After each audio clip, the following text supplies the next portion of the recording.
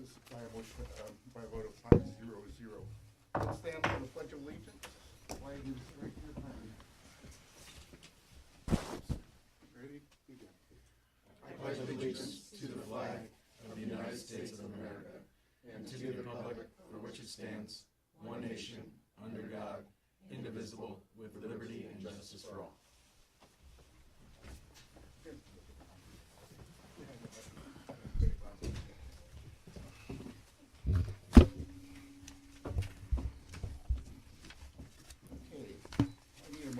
Adopt the agenda.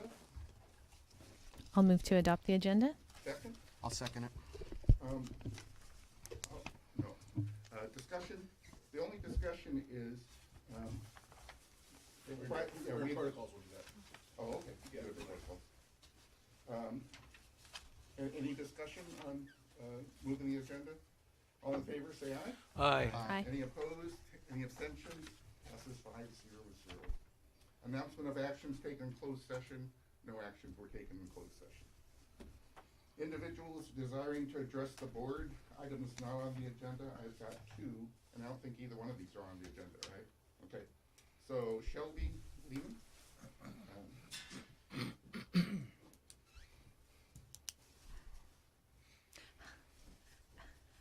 Hello, I'm Shelby Lehman. Hello, Shelby Lehman. I have a sixth grader, and she carries a very heavy backpack. So last year they made an effort, the school made an effort to lessen the items on the list that we purchased, and it was great. I was like, oh, they really did it this year. And then every teacher added something on at the first 2 weeks of school. So the backpacks are still just as heavy. They do have cubbies for the PE stuff, so that gets put in PE, but I don't think it gets put in there until they go to PE. I don't think they go there. Anyway, it's still a lot of stuff. It's still very heavy. This week she took her textbook home because the power was going to go out and she had to make up for the week that she lost. The week before school she was sick. So she was carrying her textbook because she wasn't going to be able to get it online. So it was even heavier. So please still make efforts to make the teachers coordinate what they ask for, and even though their homeroom teacher doesn't ask for scissors and colored pencils and colored highlighters and red pens, their science teacher might, or vice versa. So they just need to be more coordinated effort. So the kids, I mean, this is a heavy backpack for an adult. For my little sixth grader, it's a bit much.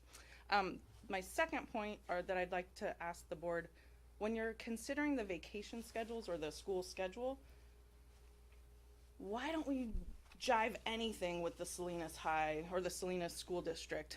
Our spring breaks, now I have a ninth grader, and our spring breaks are 1 week apart. Why? I love the February break. I know that not everybody's gonna do that, that's fine. But 1 week off of spring break is like, we can't go anywhere, we can't do anything. So for 3 years, we're not gonna have a family vacation until both kids are at Salinas High. So I'm just wondering if you could take into consideration the other school districts that our kids might be going to and kind of jive a few of the things. I don't want an early start time like Salinas High. I think it's way too early. They get out way too early, so I don't mind some of the things, but maybe just jive the middle spring break would be beneficial to a lot of families. So, thank you. Thanks for the input. You know, things that are on the agenda we can't really discuss as a board at this point, but I'll ask superintendent to get back to you on that, or you know, designate someone to get back to her specifically. Yeah, Ms. Bagram. Tag her. that just happened. All right, thank you. All right, Ms. McPherson. Thank you. By the way, we're using these mics not because we're being amplified, but because that's going out on the live stream. So that's why we're making sure that you've got that. No problem. Well, welcome to the new school year, particularly, and welcome to the board, the new board members. I'm John McPherson. I am the trustee for Area 2 on the Monterey County Board of Education, which includes the Spreckels District. I now, can't believe it, I'm now the most senior member on the Monterey County Board of Education. I'm starting my 12th year. I've also been appointed the chair of the County Committee on School District Organization. And I just want to share a little bit of what that is. All members of the county board sit on the county committee, And the county committee is the governing body for changes in how school districts are structured and governed. For example, if district or citizens in a district wanted to change a borderline between two districts, that would go before the county committee. If a district or citizens wanted to move a school from one district to another, that would go before the county committee. If districts wanted to merge, if Spreckels and Washington Unit wanted to become a unified district, that would go before the county committee. The thing that we've been spending most of our time on is we also are responsible for approving changes in the way trustees are elected. We have seen in the state over the last 10, 15 years a lot of legal action being brought against districts who do elections at large. Community groups have brought suit against those districts, claiming they're in violation of the California Voting Rights Act. And to date, no district has who's taken that to court has won. And the judgments have been anywhere from $50,000 to over $1 million. And so a lot of the districts in Monterey County have moved to prevent that from ever being a question by moving to trustee area voting. Just this last year we had, I think 5 or 6 districts moved to trustee area voting, including Pacific Grove and Carmel. If this board was interested in exploring that, I would encourage you to contact Superintendent Gus, or you can contact me, and we can talk about how it's been done and what the process is. And with that, Happy New Year and good luck. Mr. McPherson forgot to mention he's also one of our favorite former fathers and basketball coaches. So thank you for your time here. Yes. I see the girls on occasion, and they're all doing fantastic. We'll meet with Dr. Gus next week, right? On Yep. the 18th. So we'll Okay. have that discussion, maybe get back to you on that. Okay. It fits right into our one of our topics on the agenda later on. So Okay. thanks. Thanks, John. Good night. Okay. Anybody else want to fill out a form? No. Okay, so having no more individuals desiring to address the board, no recognition this month. Bargaining unit presentations, STA, Teachers Association. Yeah, Mr. Dresser. I'm just gonna give them time to get up. Okay. I just want to welcome the new board members. Happy New Year again. I am looking forward to the opportunity to meet with you in small groups. I know that was an item that was broached earlier at a prior meeting, and it sounds like we're working towards making some dates available. I spoke with Mr. Tarallo today and want to get the input from the members.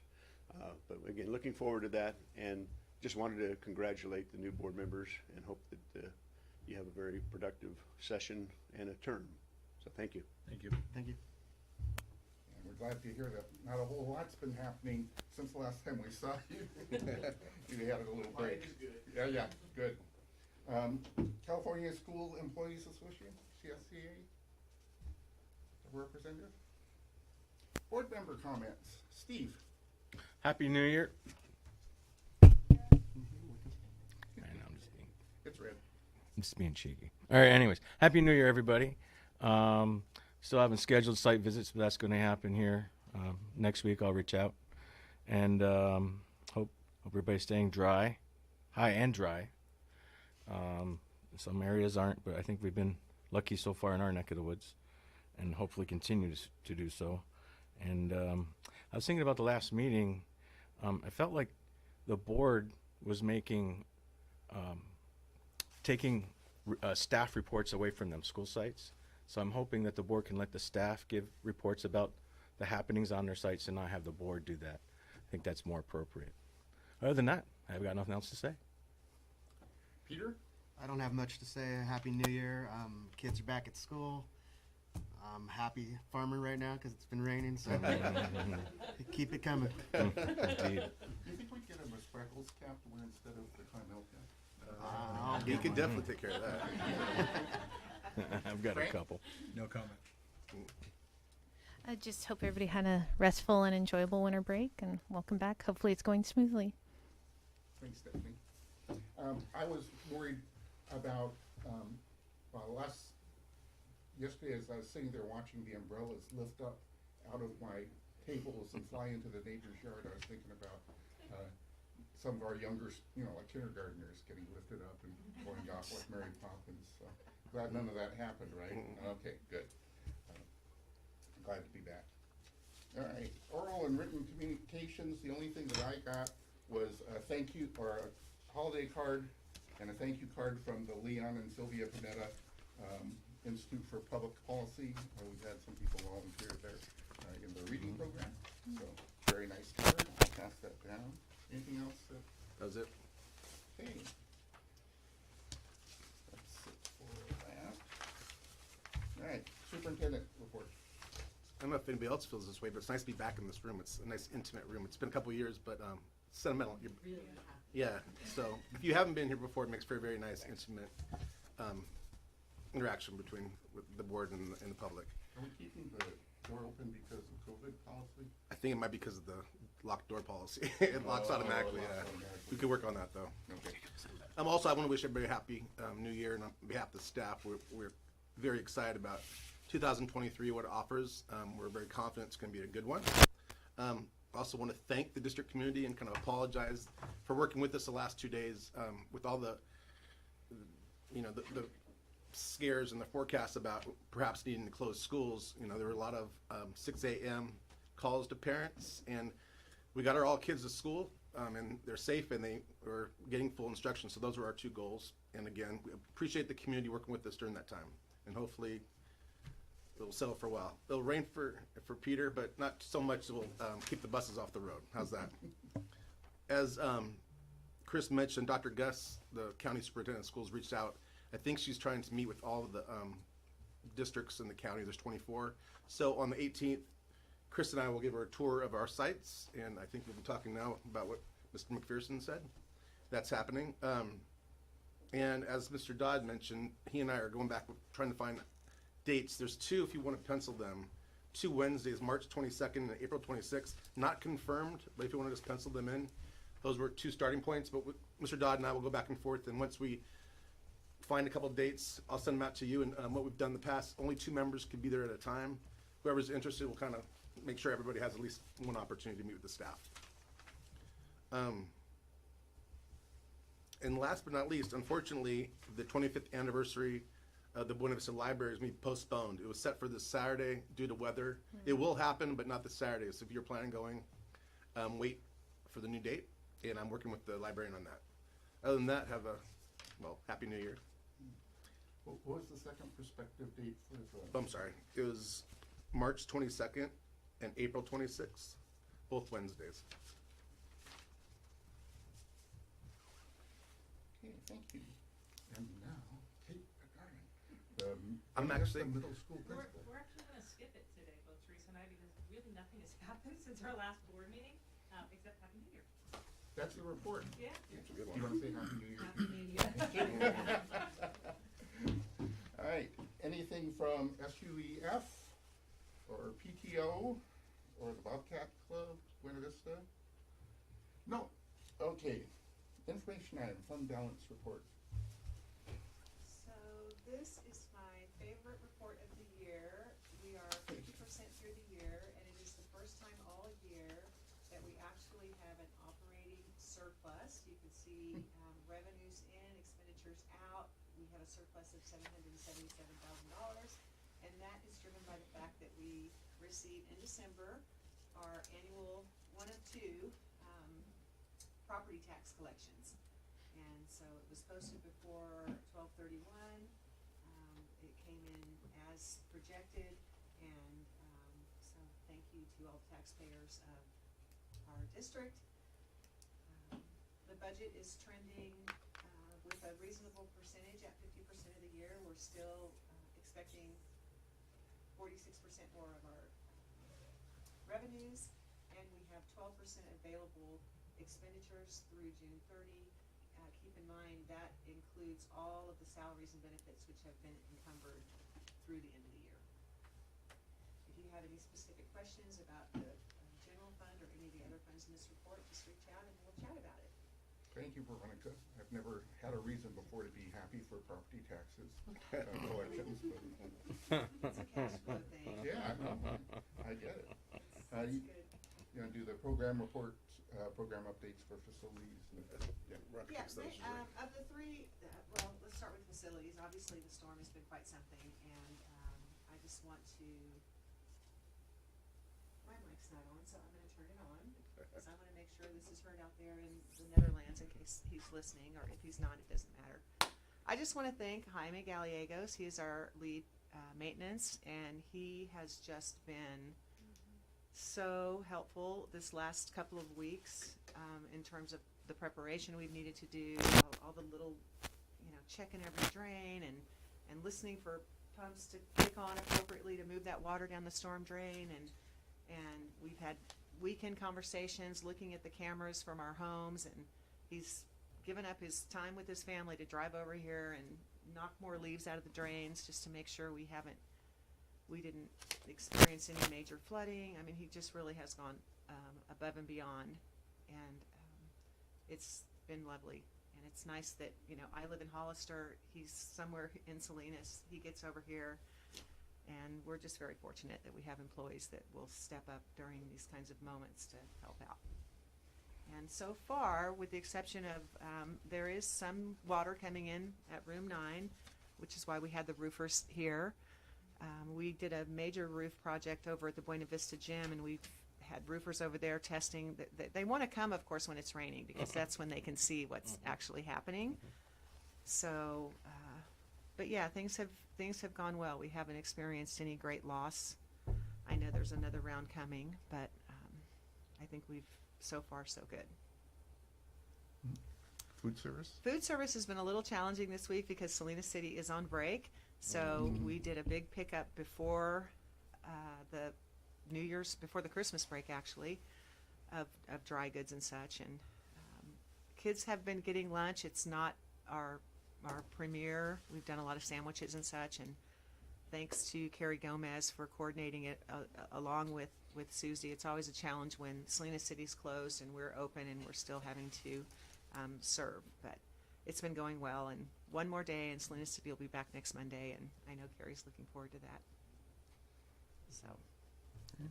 And transportation? And transportation, they've done a great job of monitoring the weather. As you know, yesterday we felt like it was not a good idea to transport students, and but we were back at it again today, and hopefully we've learned a few things in terms of managing this. No more 6 a.m. phone calls. No. Maybe just texts. Text or and email emails. only, yeah. Sorry. But yeah, things are going well. Good. First action item is Life Applied Roving Board Certified Behavior Analyst and Direct Services contract.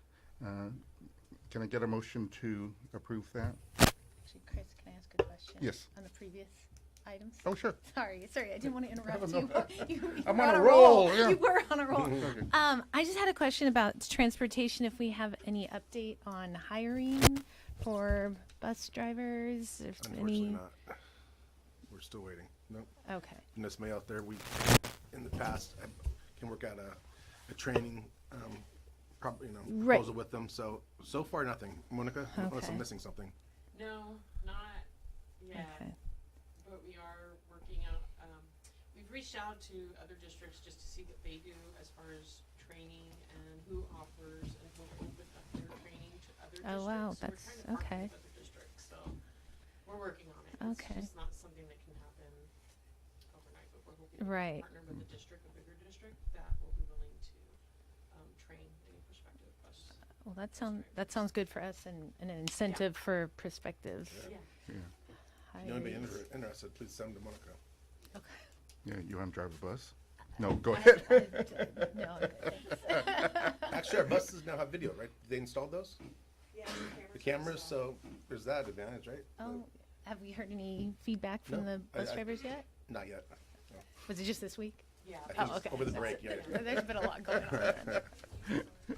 Okay, now can I have a motion for the approval of the Life Applied Roving Board Certified Behavior Analyst?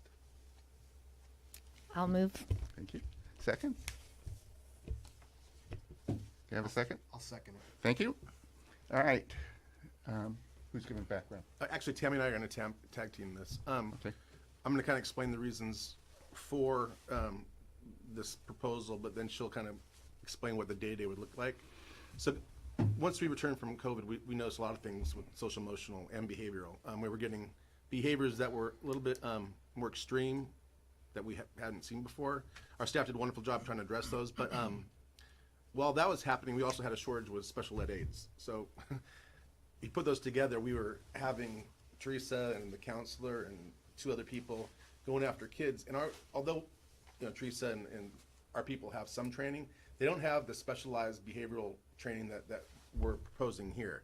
So the idea here is to bring in this person for the remainder of the year to help with that, but also to provide our staff with more specialized training. And Tammy can kind of take it from there about what that training looks like. But real quick, what does BCBA stand for? Board Certified Behavior Analyst. Board Certified Behavioral It's Analyst. it's right above the motion, Frank. Yeah. So, I got you. Life Applied is a local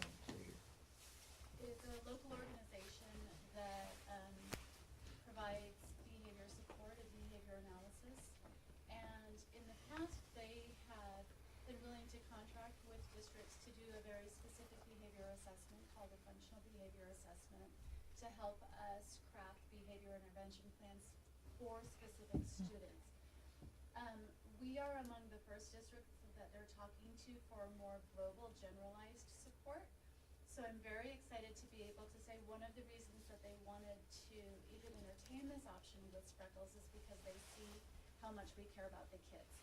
That we're not just doing something to put a rubber stamp on it and then say, yeah, we did it, but we're actually trying to do what's right for the kids.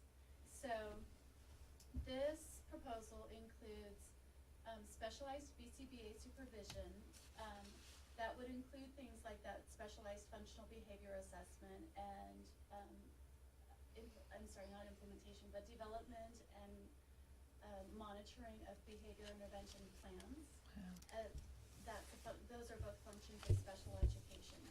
In addition to that, they would offer behavior support plans, which are functions of general education, and the direct service for a student, that's a roving aide. And that person is a behavior assistant, not a BCBA, but a behavior assistant, and they would be able to help put out fires with kids who are having difficulty at school. Those 2 professionals together will be able to help our staff with problem solving in the classroom, Tier 1 and Tier 2 behavior supports before we get to Tier 3 FBA needs, as well as PD for our teachers. So at this point, they're very flexible about how they serve us, and we are finding our way forward together because this is not a service that they've offered in the past, but they were receptive to it when we reached out. Tammy, I have 2 questions. Roving means both campuses? Yes, it's a district-wide coverage. Yeah. And you just mentioned general ed students. My reading of this is that these folks offer this behavioral assessment and behavioral assistance, if you will, to special ed and general ed students. Yeah. So can you help me understand why I think of you as our special ed director? This is falling under you. Well, it's Spreckels, and everybody does a little bit of everything. And Fair enough. Our first contact to Life Applied is because I was contacting them for a need that we had for a special ed student, or a student who was being considered for special ed. And in our conversations, I just asked, out of curiosity, would you be willing to do something more global, and what might that look like? Yeah. So, careful what you look for. Yeah. You might be the person presenting to the board about the proposal. Yeah. Okay, no, that's great, and fair enough, both comments, all hands on deck, and, that was the initial thing. I just wanted to make sure that this was a service that could apply in general ed situations for our faculty. And I'm very much hoping that it will. Yeah. Because one of the things that happens for special education is kids call attention to themselves when their behaviors are escalated, and sometimes that behavior escalation means that they're struggling with learning.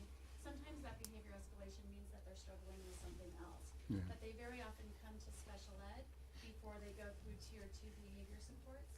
And one of the reasons I feel so strongly about getting something in place is so that we make sure we're looking at every possible contribution to their behaviors. Maybe it's just behavior and they don't need special education. Right. Maybe it's behavior and they do need special Right. education. Yeah. Yeah, but particularly as we're coming back from not having had the social interaction of school for a while, we have kids that will be showing that in both classes, special ed and general ed. Structure and routine and predictability and boundaries, those were all challenged during distance learning. And then also training for the teachers and how to address those kinds of things. Yeah, and the important thing that I think is worth noting in this agreement is we've specifically built into the plan with Life Applied that we can fade the agreement. If we find that it's not serving our needs, we can end it at any time. Yeah.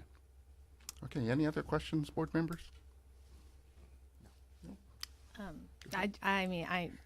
This is really exciting. I think this is great. I know, having had the sessions with staff and teachers last year, I heard this behavior specialist, and this isn't my field. I'm not an expert in this, so they had to explain what it is that they would be interested in having. And I think this fits the bill. So I think this is just incredible. Yeah. And that we're the first one to do Well, one this. is two. Okay, but that's pretty innovative, I think. Oh, thank you. I was, pretty proud of us. Yeah. Okay, any further discussion? We ready to vote? All in favor, say aye. Aye. Any opposed? Nay? Any abstentions? Motion passes 5-0-0. Thank you very much. I don't see anything under curriculum instruction or personnel, so let's move down to committee updates. January is kind of the reconvening month, and Right. we're going to be reconvening 3. Our facilities committee will be called back, and Trustee Devine, Frank is your representative. I'll reach out to you, Frank, to get good days, and we'll kind of work around it. But we have the 2 principals, we have our lead maintenance, we've now have a representative from both unions, and so we will meet and then have something to report back in February. Our calendar committee, and this is not a setup. We are calling our first meeting this month, and we look at a lot of things. Number one, we look at instructionally what's the best program for our students, and we kind of look at where absences happen and how we kind of mitigate that. But we do take other things into consideration. For example, how can we align with the high school if we can? So I'll reach out to Superintendent Burns and see. I think they have the first draft, Steve, maybe? Not yet? No, We'll okay. get started on the calendar for next year. Okay, so I'll reach out. Can you but, hear me, Dan? Yeah.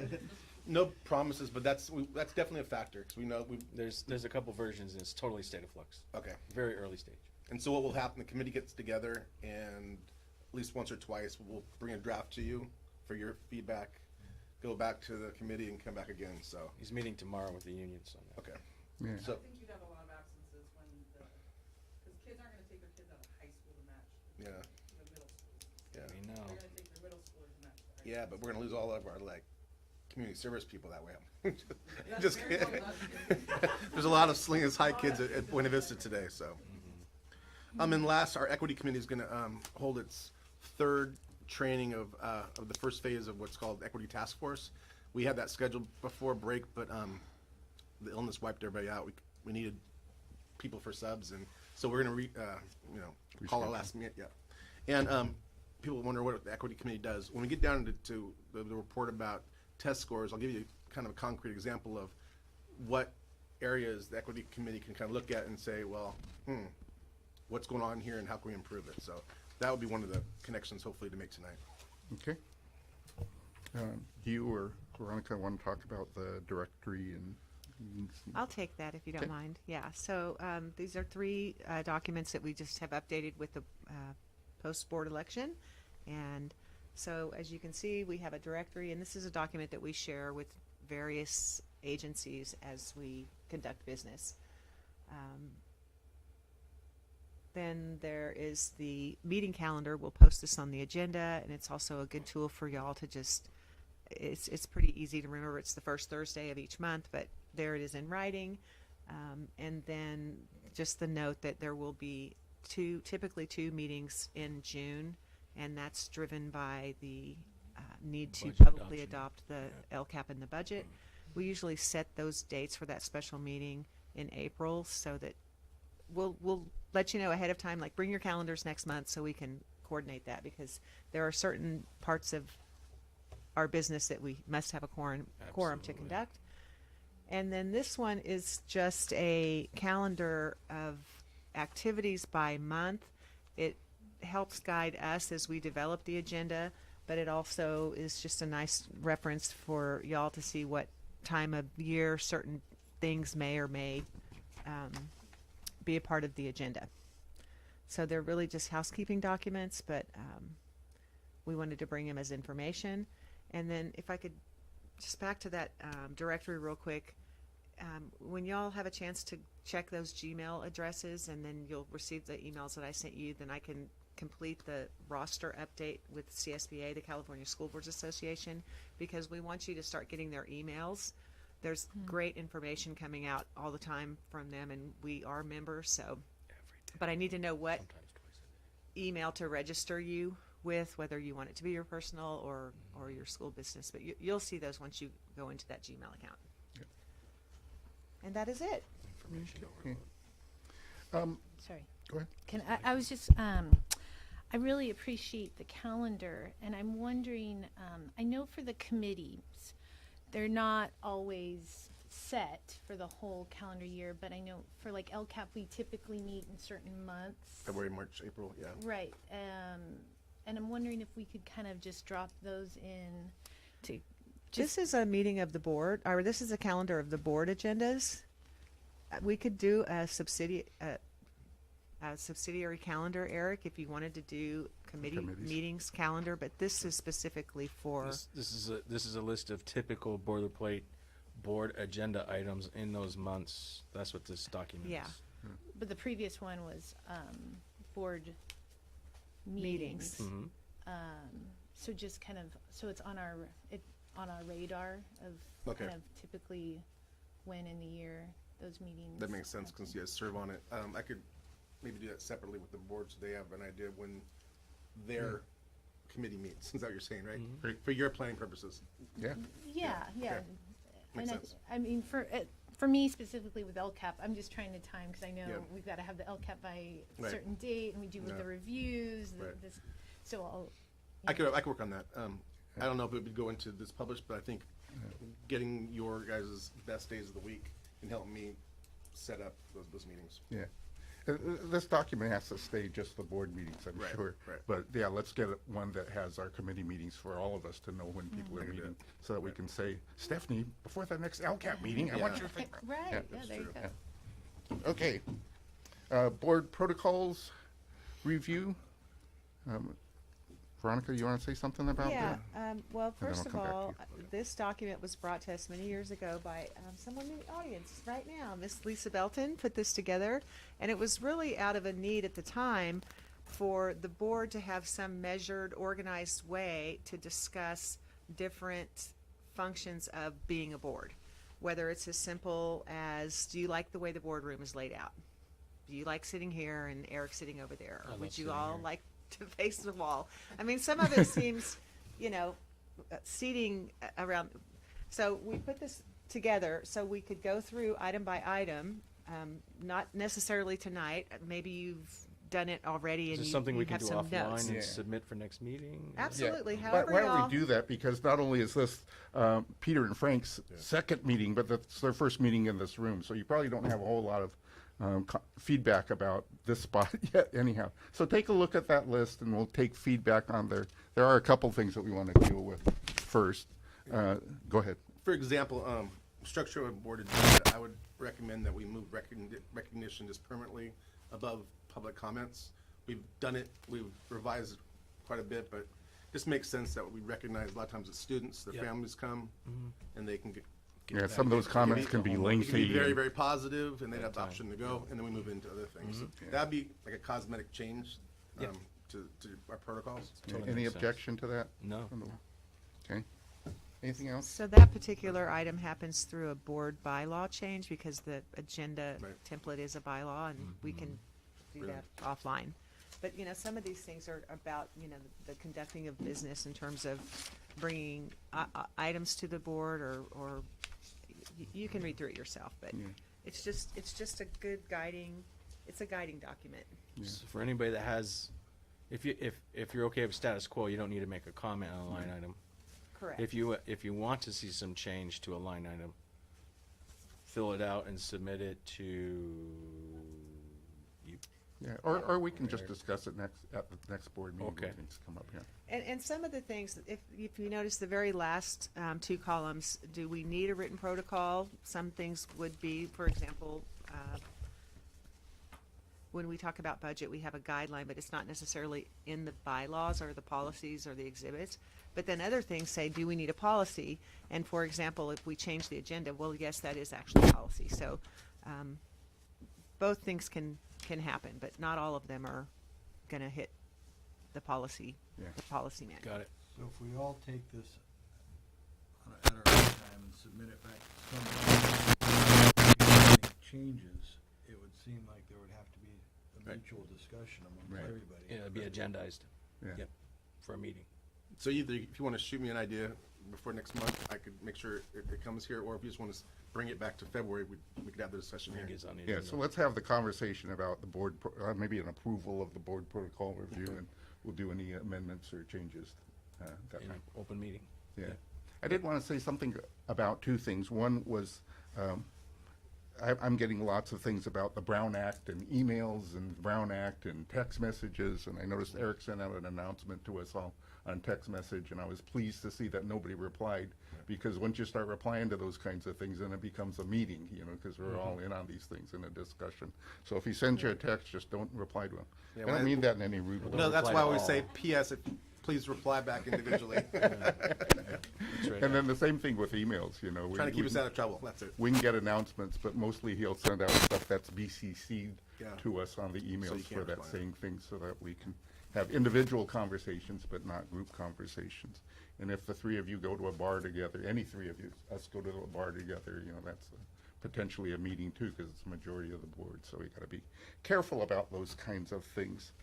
And then the second thing that I wanted to mention was just what John came and talked to us about. There's a large movement towards having districted school boards, and I'm not even sure how that would work in our district, but it's a conversation that we need to have next week and be, decisive about it. So I just want to put that on your radar screen so you can think about it. And if you think it's important, then the how do we do, we'll come up with models too.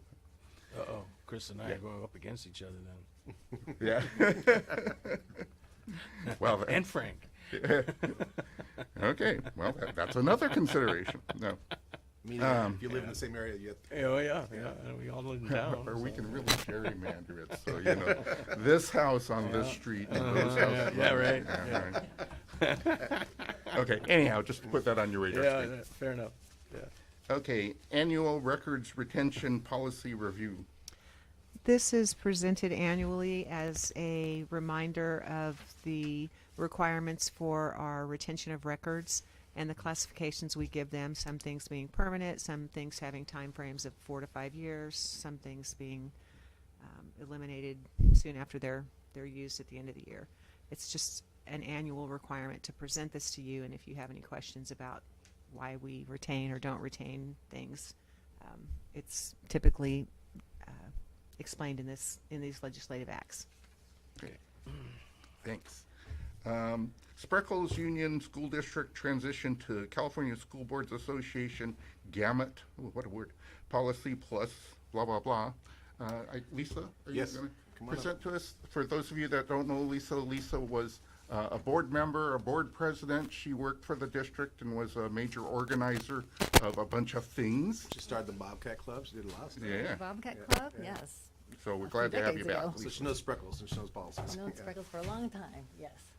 I'm glad to be here, and this is very exciting for me. I know for Veronica, and hopefully it'll be exciting for you. Policies never really inspire a whole lot of joy to most people, but we've been working on this for a long time. I came in October and gave a presentation about kind of the transition, but this is actually the rollout, and I'm going to apologize in advance because number one, we couldn't figure out how to get my computer attached, so I'm working on Veronica's Surface, and also the visuals are not great because it's just a small words. But I'm going to go through it, try not to make you sick by moving the screen. If I'm going too fast, let me know. And just know that when it comes to your time, when you actually log in, I'm a phone call away. I'm happy to just walk you through it. But I'm going to give an overview today. The first thing is that on the website, obviously this is for the entire public as well. So on the website, right now we have a list of policies, but what's going to happen is that we're going to have a link. And the public can go to the link, and the link will take them here.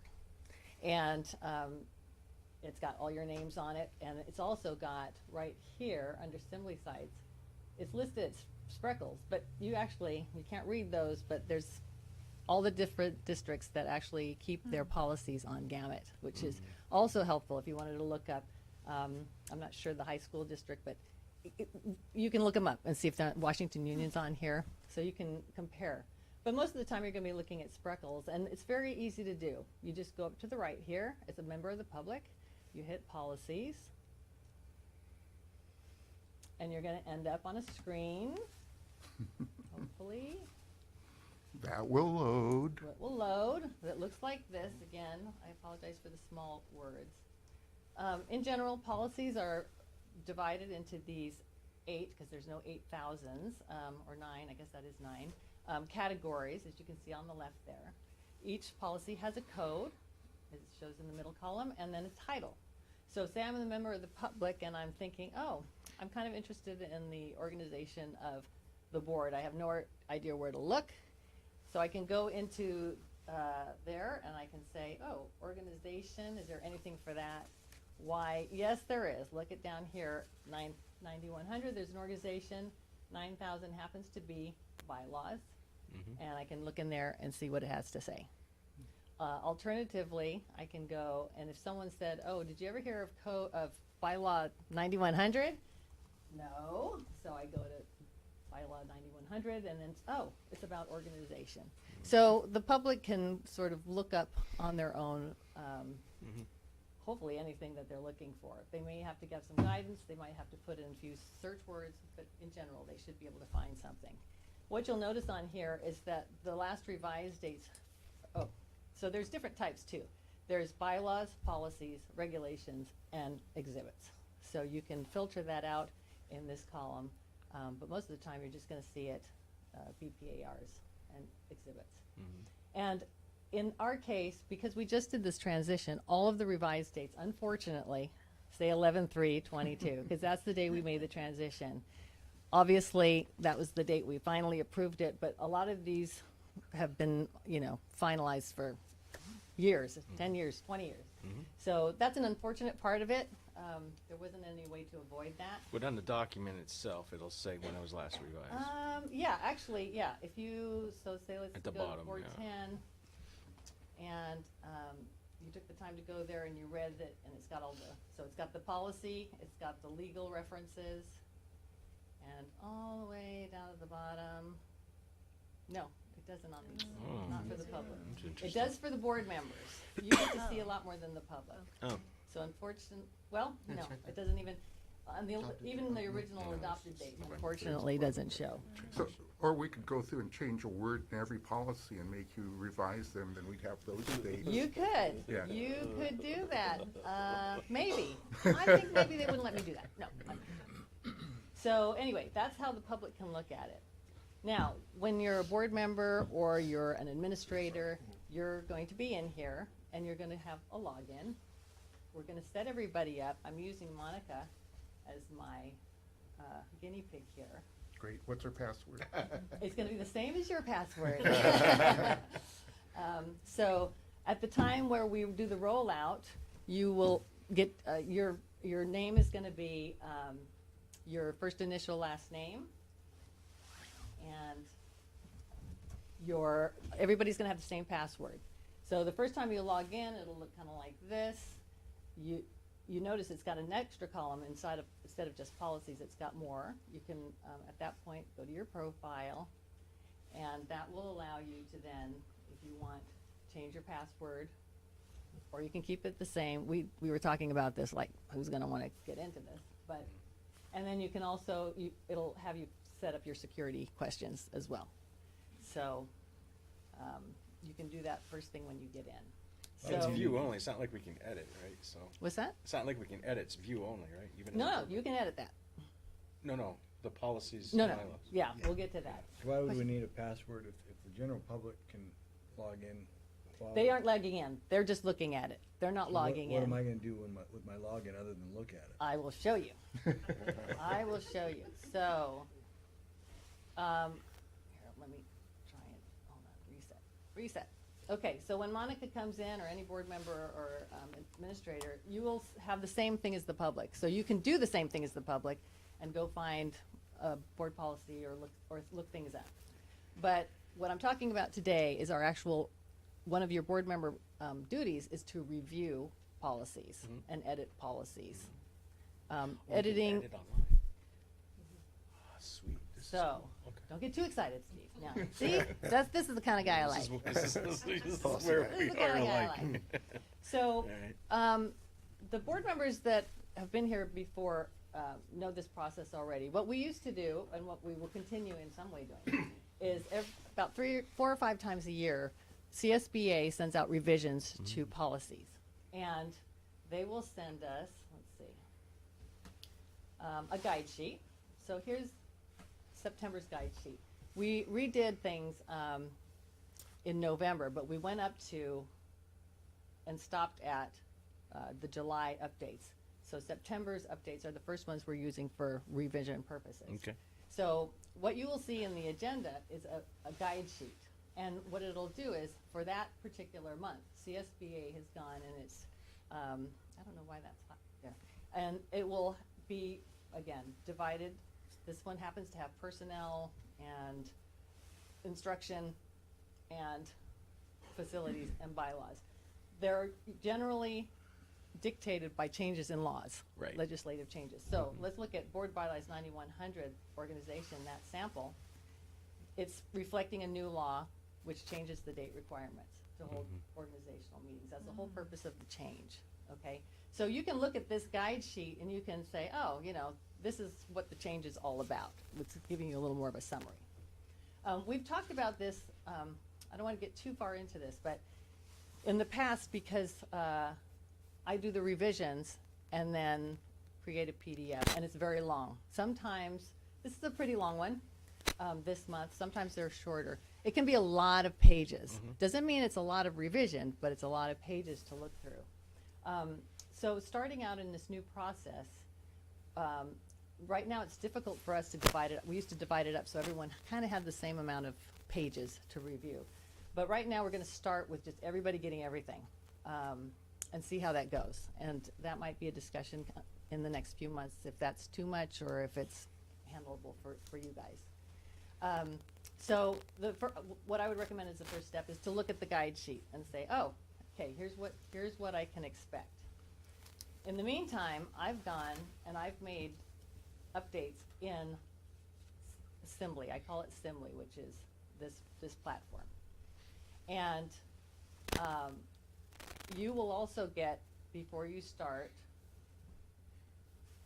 a document which shows all the changes that I've made. So in this case, and let's see. Lisa, can you just quickly tell them? Yeah. The changes are based on legislative changes. It's what CSBA Yeah, has said. new laws, things like or that. new laws Yeah. and that type of thing. So you'll see something that looks kind of like this. This is the PDF version of what you will see online. So it'll have the policy, and it'll have, if it's green, it's added into there. It's new language that has been added. If it's red, it's a strikeout, saying things have been taken out. So, again, the summary in the guide sheet will direct you as to what this language is trying to say to you. And you can kind of look through, and usually it's just one little section of the policy, and then the next policy. So the second step might be looking through this PDF and saying, okay, does anything look like what I want to look at, or really stand out to me as being okay or not okay? I will tell you, traditionally, everything looks fine. Traditionally, we get very few comments back. That doesn't mean you can't comment back. And as a new board member, I remember looking at this plethora of paper and thinking, what am I really supposed to be doing with this? Am I supposed to read everything? Because I don't understand what they're telling me, you know, because I just started looking at school districts. If you have any questions, you ask Eric, you ask Veronica, you ask Monica, you know. Or you just say, okay, this is how the policy is, and if it looks okay or like what you understand it could be, then that's fine. Otherwise, you ask, you know, you don't, in other words, you don't, I want you to put thought into it, but you don't have to overthink it, is what I'm trying to tell you. Okay? If you don't mark it up, doesn't mean you didn't do your homework. Right? Exactly. Right? If everyone, if it comes back to me and, Right. and says everything looks great, great. Yeah. You know, that's terrific. So what you will do now is you'll go in. So Monica's in here, and then we've said, okay, the date to start reviewing for the first read, say, is February 1st. On February 1st, I would designate you to be able to read the drafts, and say we'll give you a month. At the end of the month, the deadline, I would take that access out. So you'd have that month to look through the reports. And what you would do is you'd go into your place, and you would go to the status, and you would look for all the drafts. And they'll be in yellow like this. Now, in this case, you only see one, but in the real world, you're going to see like 13 of them, okay? And they will match everything that's on that guide sheet. And then you're going to go into it. Say you wanted to make some changes. So you look in there, and there's this particular one I chose because it's got a sentence in here. Optional sentence requiring input below.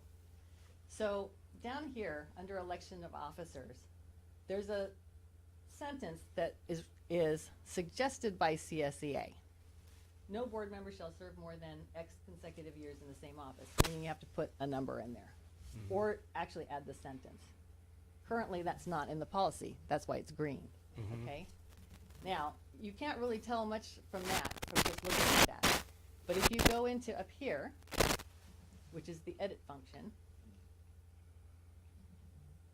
and again, I apologize for this because it's going to get a little hard to read, I think, but I'll try. If you can make this small enough, there's a little X here, and you can make this bigger to try and fit everyone on the screen. So it was really hard to see. I apologize. But, so I went down there and I said, okay, look at this little commentary box here. What does that mean? There's right before that sentence. I can click on that box and it will take me to a note. And the note says this is following optional sentence may be used with option 2, which is electing a full slate of officers at the time. So say I'm Monica, and I've never seen that line before, and I don't really want to have it. By the way, as a former board member, I wouldn't recommend it, because you just elect who you want to elect. So she says, I don't think we need it. Okay, so she puts that in, and she clicks the green arrow, and that sends a message. That leaves a message to me, because it's under that note. Alternatively, she could say, write her own note. She could go there and she could say, oh, I want to add here the language in January. And it's a different color. You can't really see that, but it's a blue. And when I highlight over there, I can see it was added by Monica, whereas this one was added by me. So if different people put different things on there, I can tell who did it, so I can talk to you if I need to talk to you, or Eric can talk to you if he needs to talk to you. And I can also, if I want to add my own note without attaching to another note, I can select that place. I can go up here and select the little comment thing, and I could say, I like it in January. And that leaves a little note for me, okay? And then she says, that's all I want to do with that. it goes down to the bottom, and there's a little save and close right here, and you save and close. So now I can see in this work in process, it'll immediately take you to work in process. It says that she modified it today. So now Monica has gone through everything and she's done. So she's going to log out. And at the end of the period,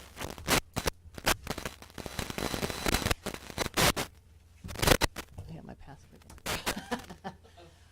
I'm going to go in and I think that's it. Yes. I'm going to go into mine.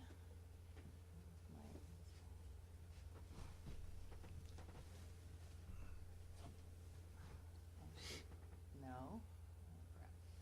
What happened here? Okay, I'm there. So I go in there and I'm going to go, not there.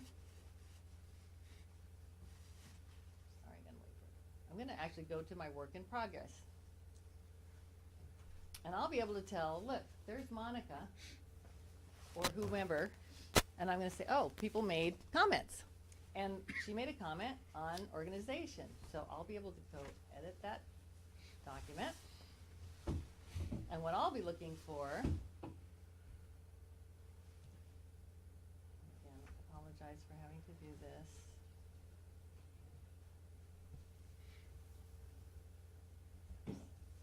But I'll look and I'll say, okay, oh, Monica there, she left me a message. I don't think we need it. She left it attached to that.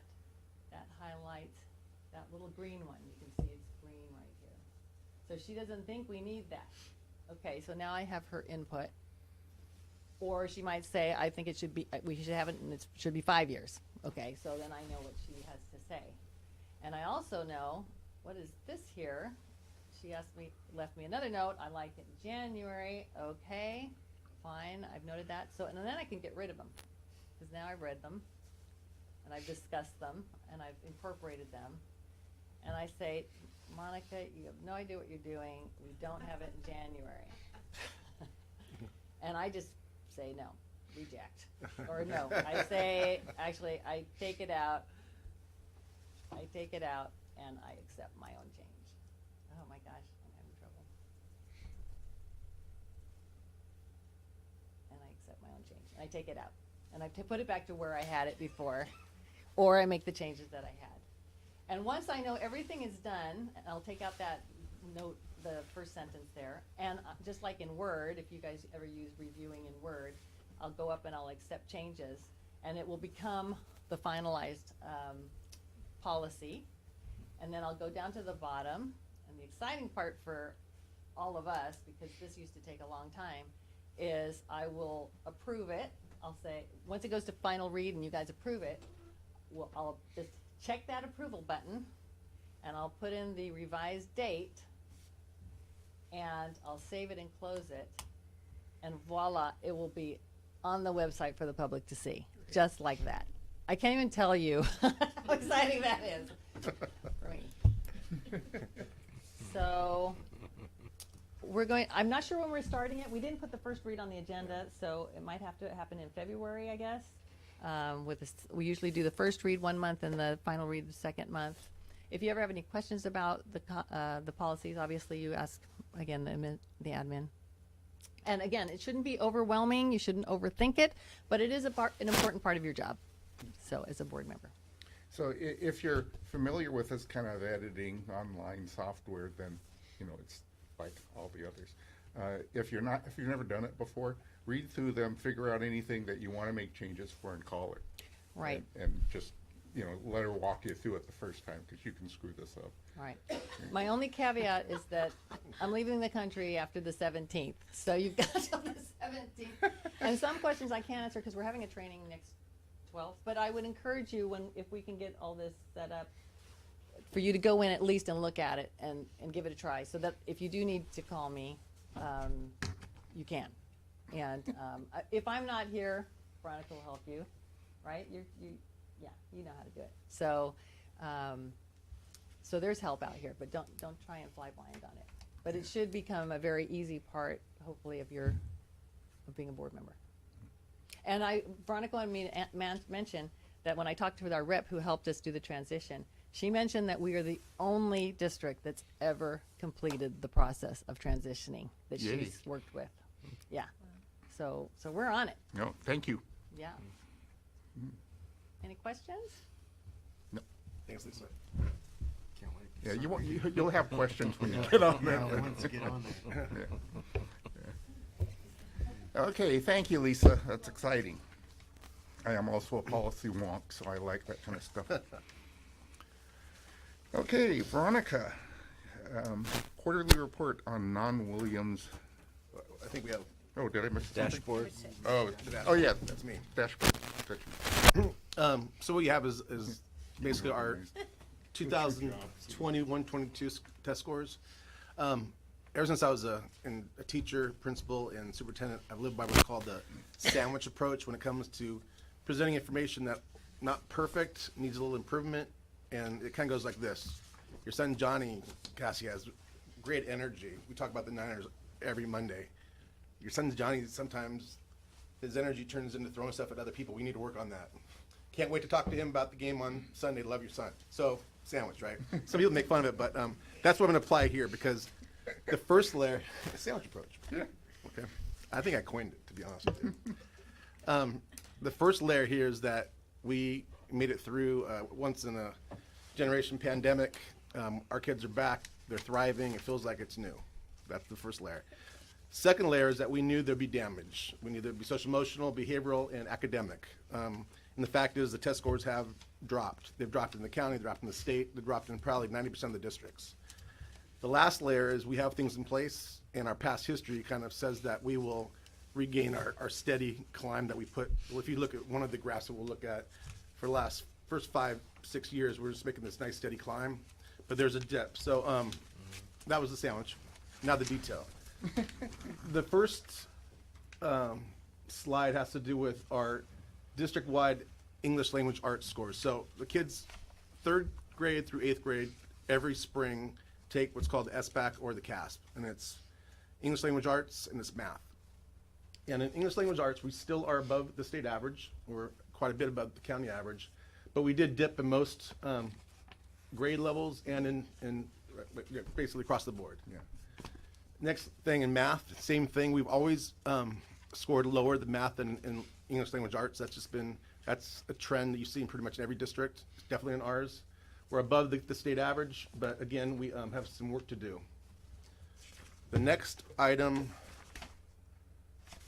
is, this is what I was talking about, the 6-year cycle. Now during COVID, this test was put on hold for the most part, so that's why there's a kind of a gap between 19 and 2022. But you notice we have nice steady growth in both, especially in language arts, and then you see the dip, the COVID dip. I should probably say that the way the state looks at this is it's the number of students that are at or above or exceeding standard. So the blue or the green is what you want. The next item, this breaks it down by race or ethnicity. And this is what earlier I kind of hinted that the Equity Club and this kind of will go hand in hand. This is what it's the kind of things the Equity Club would look at, or the Equity Committee. Where do we see discrepancies? Do we have certain groups outperforming other groups? And you can take a look. We definitely do, not hugely, but there are some discrepancies, and that's one of the trends we've seen in COVID. The gaps got wider. For most kids there was a dip, but the gaps definitely got wider in certain subgroups. And the next one is by that's math. I'm sorry. And the next one has to do by program. And you can take a look that our English learners and our students with disabilities really, they struggle, and students with disabilities by design are getting special ed for a reason, right, Tammy? Because they have a hard time on things like this. Our English learners, again, they have certain, and some of them have certain obstacles that not all kids have, so we need to provide them with more opportunity. And next up, this is the dashboard. So the dashboard's supposed to be released in October. The state kind of stalled, and we all kind of knew why, because it wasn't going to be a pretty picture in probably any district in California or in the United States. The state dashboard used to be color coded. They went away from that for probably a lot of reasons. The dashboard, the color code dashboard showed status, meaning how well you did that year, and also growth. So the best color was blue, then green, then yellow, then orange, and red. A school district could do very poorly, but if they showed growth from the last year, they can get a higher color. Does that make sense? That was the growth part of it. This year they went strictly with the status. If you take a look, our chronic absenteeism, not a shocker because we had mandated quarantines last year. Pre-pandemic, we were about 5.7% chronic absent. Chronic absent means that students are absent for 10% of the year or more, and that is for any reason. Sick, Hawaii, fair, and obviously during COVID, it went up. So last year was about 12.3 as a district. I'm happy to report, I looked today and we're like under 3 right now. So our kids are back going to, that was a lot lower than I thought, which is nice because there's been a lot of sick kids. Suspension rate, we've always been low, which is great. Our kids are very well behaved. And now we have a behaviorist, so we're going to reduce that one. Our work with English learners, we have some definitely work to do, but I'm thrilled. We have a brand new full-time ELD teacher. We have a new curriculum. I would expect us to do, we've already reclassified a lot of kids. I would expect that to be not very low next year. And our English language arts used to be high and went back medium. Our math used to be medium and went to low. So again, we're back. COVID, 100% of kids in class, they're having a good time. Middle layer, we have work to do, but we have things in place. We have our bridging program. We have a history that says that, and I think one of the things I talked to Chris about, this is actually kind of a good, the dip, I think, speaks to the quality of instruction we have in the classroom. Take that away, there'll be a dip, right? So I think with our skilled teachers that we're back at it, and I would expect it to go up this year. We're not going to make it up in a year. That's not how it works, but we will start to climb. So this is just our baseline. Yeah. And kind of coming back from COVID. This is the first year after COVID. And the question I asked Eric is, how do we compare to other districts in the county? And his answer was, in fact, we dipped probably a little bit more. But that's where his explanation about our teachers comes into play. That because the teachers are such a vital part of that learning process for students. Not having that interaction made them drop a little bit more. But consequently, because we've got good teachers, we'll come back in the same way. So. And the principals and I and Tammy will look at even, more data and take a look at what we could do. We'll use interim assessments, which basically is, there's the year-end test, but there's also smaller tests they can take throughout the year that don't go to the state, but give us feedback about how kids are doing. And Teresa, for example, you're doing a lot more small group. Do you mind kind of sharing that? In education, it's just a no duh, and that sounds very unprofessional, Yeah. but they can look at that and go, yeah, I knew that was coming, there's no doubt, because kids we just weren't with the kids. We weren't doing school the way we really wanted to do school. And there were so many other factors going on in kids' lives and all of our lives through all of this, right? And anyway, coming back, knowing that we had a lot of catching up to do, and how would that happen, and still being able to focus on the kids' social emotional well-being and getting them excited about school again. But one of the things we're really focused on at the elementary level is doing a lot of looking at data in the sense of really digging into it and thinking about kids' progress. Are kids making progress? Where are we right now? What do we need to review? What do we need to reteach? And how do we keep moving forward? And the teachers are, one of the shifts we've done are doing almost daily small group instruction, both in language arts and in math. So when the kids when the direct instruction's over, when the teacher's done teaching the lesson, and the kids and the teacher work together on it and figure things out, when the kids are ready to start trying it out or to be independent, then at that point, they're working in small groups with each other to help each other out, and the teacher's pulling kids to help them to reteach the lesson, to go over it again, to show them a different way, all of those kind of things, so they get that extra. And I think that's really important. And so combined with the the during school intervention and the after school intervention and the summer school bridging and those kind of things, we're really gonna be able to do a lot of moving forward quickly. It won't happen overnight. Right. I mean, I think we're really digging into it and really catching kids up. Coming back, even though as educators we know kids were gonna be behind, it was honestly a huge shock just to see, wait a minute, when the kids went, like, for example, went into third grade, and third grade teachers were like, whoa, because you know as a third grade teacher where the kids are. They finished second grade and now they're ready to,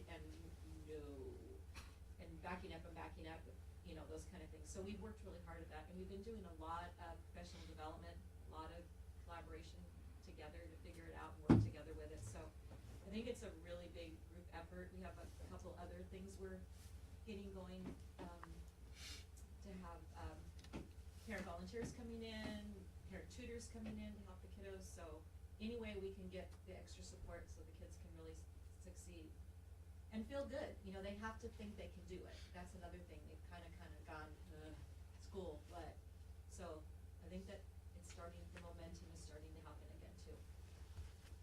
Thank you. You're welcome. Any questions on the board? Let's start the climb. We're ready to get at it. Yes, of It's course. already begun, actually, the climb. So my question, and looking at the math scores, I mean, of course, understandably, they've all declined.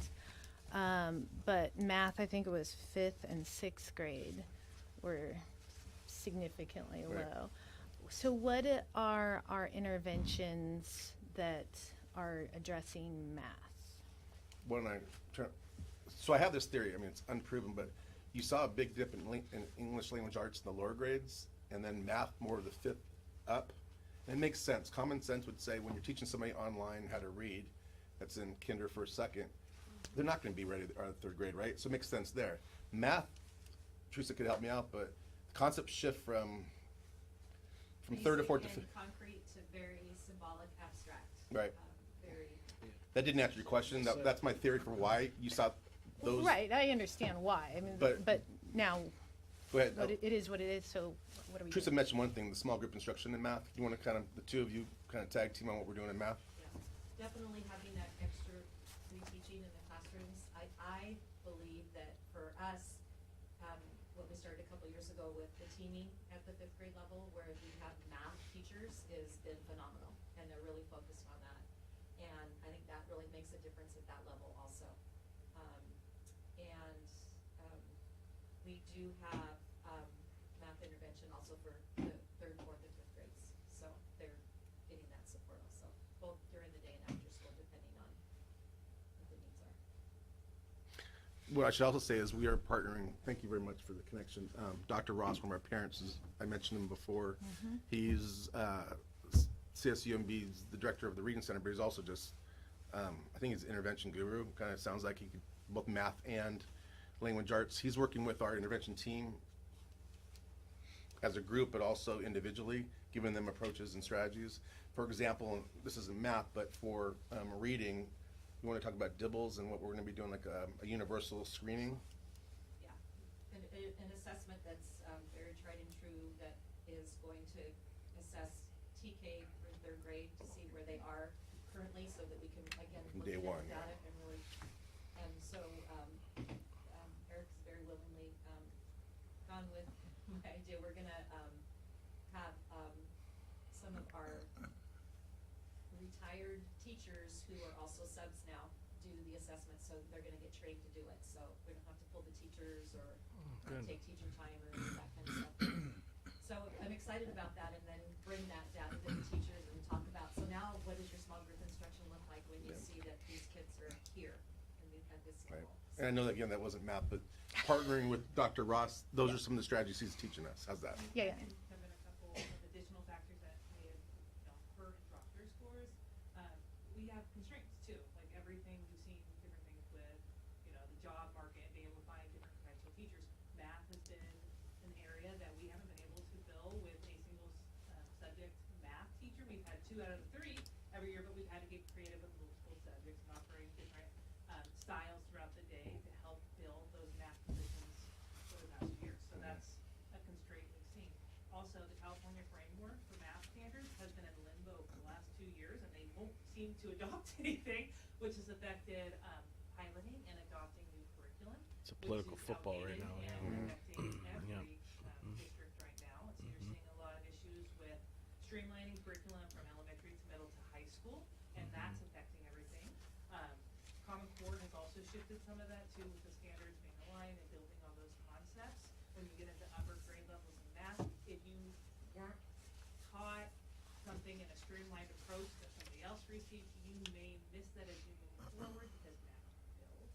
So all of these things are kind of meshing together to No. create some of these dips. It's like the perfect storm We're doing now. our best to fix what we can, and Eric's mentioned quite a few of those Teresa has as well, with the math intervention classes. We have that in the middle school, we offer that during our activity class.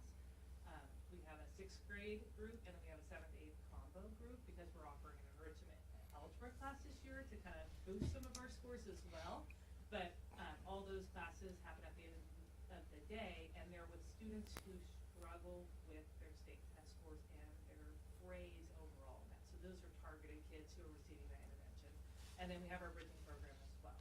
But yeah, there's just a lot of constraints that continue to make it more difficult in math. That's why you're seeing it across the state. Math and science and SPED have been really tough, as far as hiring.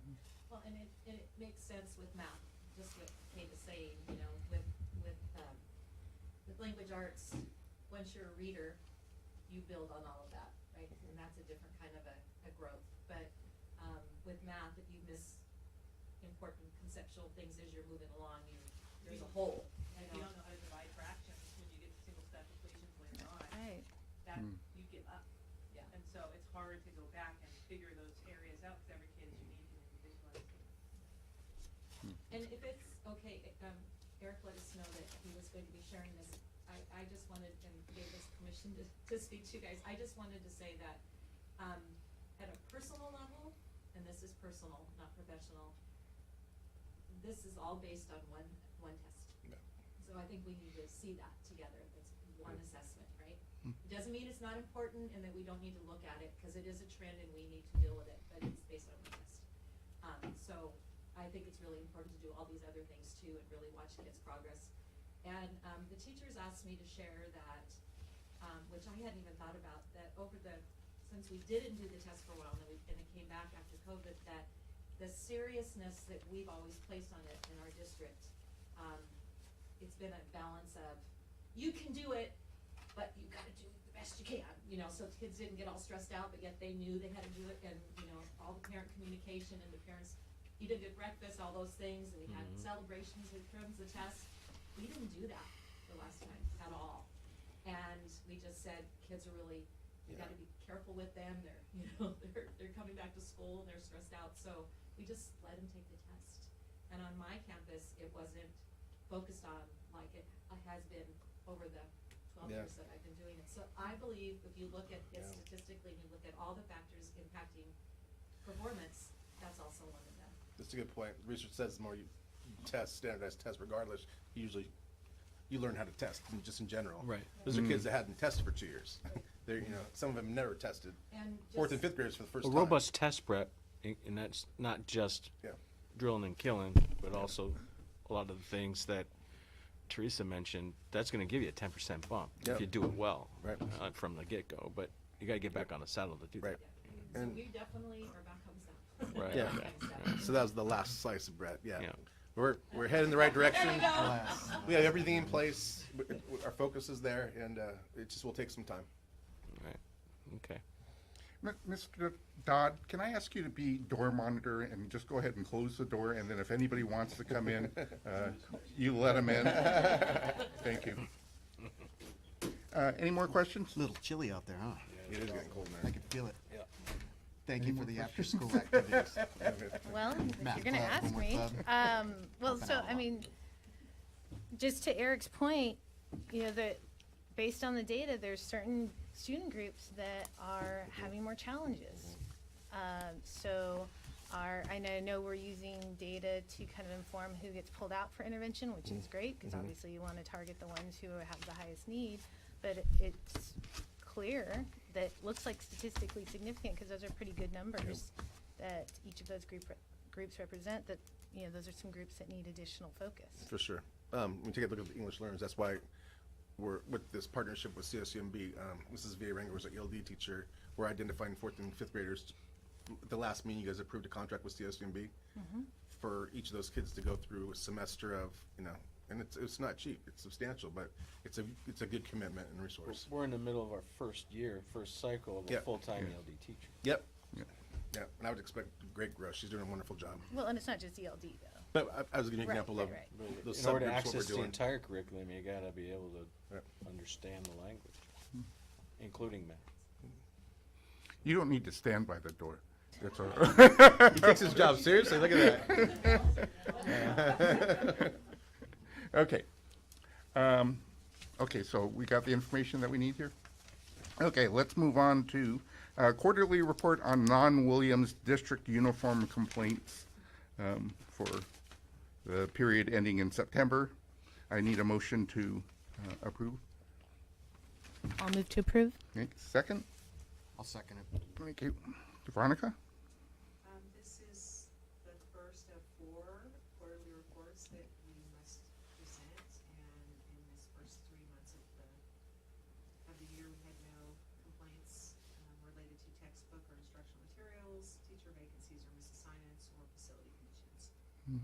Veronica, can you explain for our new members and for me who has a terrible memory, the non-Williams part of this?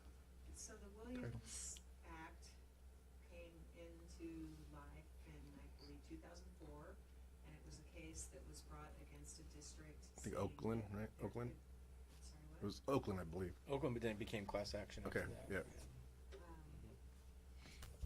yeah. There was a form of discrimination for students in school districts who did not have appropriate instructional materials, textbooks, conditions of their bathrooms were poor, or they were being taught by credentials with inappropriate, misassigned credentials, and it was therefore impacting their right to a free and appropriate public education. And so the Williams Act created these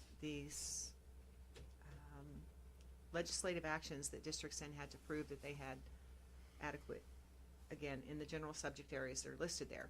It also started to tie with what used to be before the dashboard, the API, which stands for something academic Performance Index, right. indicator, and they were tied together. So if your academic performance indicator was low, and you also had no textbooks, lots of vacancies, and horrible bathrooms, you were a Williams district, and you actually were inspected by an outside agency outside of your district, coming from the state of California. Still are. There are still districts who are Williams districts who get these inspections. Williams Union is. Oh, well, congratulations. Yeah. We never were, because our API, our academic performance indicator, at the time Williams was born, our test scores did not put us in that category, so. But we still had to comply with the meeting some process if these complaints came forward. Yeah. This is all also explained in our annual notification to parents. There's a process if you are unhappy about the textbooks or the instructional materials that your kids receive, or there's maybe an ongoing teacher vacancy. You're always subs roaming in and out. But again, we've had none. Yeah, the bottom line is that we're a non-Williams district because we didn't fall under the Williams classification. We get this report quarterly, and I think Steve's question was, is there anything here that should make our hair stand up? I didn't have a question, but sure, you can go ahead and ask a question. No, this is compliance. I mean, if we were to ever get a complaint, then it sets off a process. Timeline. A very strict timeline. It's in Ed Code. It's in our board policies. So we actually have a exhibit that is the form that is the complaint. Okay, Steve, your question. I don't have one. Oh, okay. All right, motion to approve. Any other questions? All in favor, say aye. Aye. Aye. Any opposed? Any abstentions? Motion passes 5-0-0. And now we'll move on to the motion for the period ending December 31st. I need a motion. I'll move it. Thank you. Veronica, anything? It's just the second quarter. Just, again, housekeeping. still don't have any I wish we questions. could do it, annually, but that's not what the ed code requires. No, I just mean on these kind of quarterly reports. That was your question before to Veronica. Well, Is it's there nice to anything send that my makes our hair annual stand report. up? No. Okay, motion to approve this second quarterly report. All in favor, say aye. Aye. Any opposed? Any abstentions? Motion passes 5-0-0. The Monterey County School Boards Association 2023 Excellence in Education Award. Can somebody move it and second it so we can talk about it? I'll move it. I'll second. Thank you. So this is a list of agencies, as you saw in the packet, that we can nominate for Excellence in Education Awards. And usually what we do is we ask the staff, are we involved in any of these?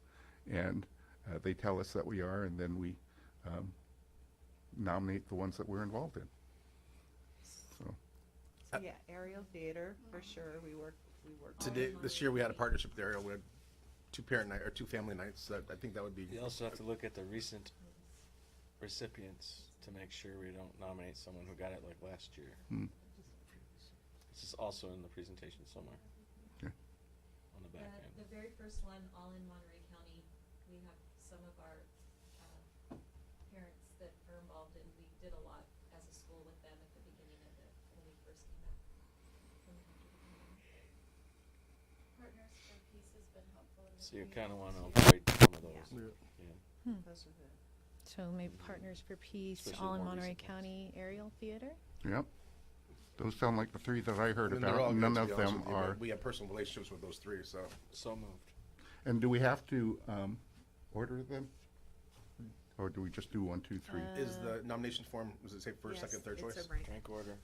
Okay. Somebody want to propose a rank order? I would love somebody to do that that's not named Steve. Aerial, Aren't you going to be the What's County the School second Board one? Association rep? All in. all in, and County School Partners Board for Association rep, Peace. right? how about in that order? Didn't you be stuck with that? Second. This is going to be part of your. Any meeting. objections? You're going to be deciding. Could you please repeat that? Aerial Aerial, first. all in? Aerial, all in, and then Partners for Peace. Okay. 1, 2, 3. Thank you. Second. Right. Sounds good to me. All in favor, say aye. Aye. Any opposed? Yeah, when Any you do next abstentions? meeting, you're gonna take Passes all the- 5-0-0 as stated. You're going to decide who's going to get it. in that Okay. meeting. I need a motion to pass the consent items unless somebody wants to pull something out. I mean, I'm not particularly fond of School Services of California, but I'll be mum on that. I'll move to approve. Thank you. Second? I'll second. Okay. Is there any discussion? Stand by my mumness. Okay, so, vote for motion to approve the consent items. All in favor, say aye. Aye. Any opposed? Any abstentions? Motion passes 5-0-0. So we got a long list of future agenda items for February. That subsequent master agenda calendar includes the scheduling of a second June meeting. Anything anybody wants to add to that?